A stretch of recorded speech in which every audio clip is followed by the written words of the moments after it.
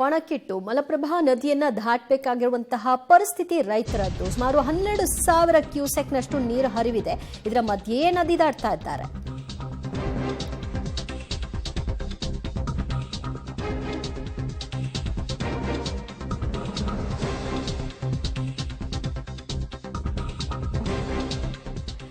ಜೀವನ ಜೊತೆಗೆ ಯಾವ ರೀತಿಯಾದಂತಹ ಚೆಲ್ಲಾಟ ಅನ್ಬೇಕು ಅಥವಾ ಪರಿಸ್ಥಿತಿಯ ಅನಿವಾರ್ಯತೆ ಅಂತ ಹೇಳಬೇಕೋ ಗೊತ್ತಿಲ್ಲ. ಮಲಪ್ರಭಾ ನದಿಯನ್ನ ದಾಟ್ತಾ ಇರುವಂತಹ ರೈತರು ಯಾವ ರೀತಿಯಾಗಿ ದಾಟ್ತಾ ಇದ್ದಾರೆ ನೋಡ್ತಾ ಇದ್ರು. ಸುಮಾರು 12,000 ಕ್ಯೂಸೆಕ್ನಷ್ಟು ನೀರಿನ ಹರಿವಿದೆ. ಇದರ ಮಧ್ಯೆಯೇ ಅವರು ಜಮೀನುಗಳಿಗೆ ಹೋಗಬೇಕು, ಕೆಲಸ ಮಾಡಬೇಕು.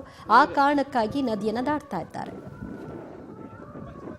ಸುಮಾರು ಒಂದು 20-25 ವರ್ಷ ಆತಿ ಇದೇ ರೀತಿ ನಾವು ಹೊಳೆಯಲ್ಲಿ ಹೋಗ್ತೇವೆ. ಆದ್ರೆ ಹೊಳೆಗೆ ಹೋಗ್ತೇವೆ ಕರೆ, ಆದ್ರೆ ಹೊಳೆ ನಮಗೆ ಏನು ಆಕತ್ತೆ ಅನ್ನೋದು ನಮಗೆ ದೊಡ್ಡ ಸಮಸ್ಯೆ ಇದೆ. ಆದರೆ ಇದರಿಂದ ಒಂದು ಈಗ ಬ್ರಿಡ್ಜ್ ಮಾಡ್ತೇವೆ ಅಂತೇಳಿ ಶಾಸಕರು ಬರೀ ಸುಳ್ಳು ಭರವಸೆನೇ ಕೊಡತ್ತಾರ ಹೊರತಾಗಿ ಬ್ರಿಡ್ಜ್ ಆಗ್ತಾ ಇಲ್ಲ.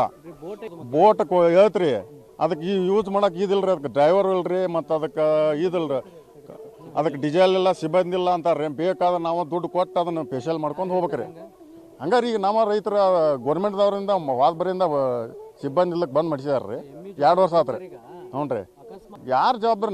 ನಾವು ಜವಾಬ್ದಾರಿ. ಏನು ನಮ್ಮ ದೇವ್ರ ಇದನ್ನ ದಾಟಿಸಿದ್ರಿ ಇಲ್ದ್ರ ಹೋಗೋದನ ರೀ. ಸುಮಾರು ಒಂದು 1000 ಮಾಲ್ ಆಕತ್ರಿ. 1,000-2,000 ಎಕರೆ ಆಕತ್ರಿ.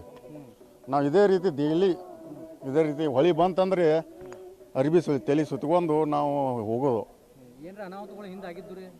ಹಿಂದೇನು ಆಗಿದಾವ್ರಿ, ಆದ್ರೆ ನಮ್ಮಲ್ಲಿ ಏನು ವಿಶೇಷ ಕಡಿಮೆ ರೀ.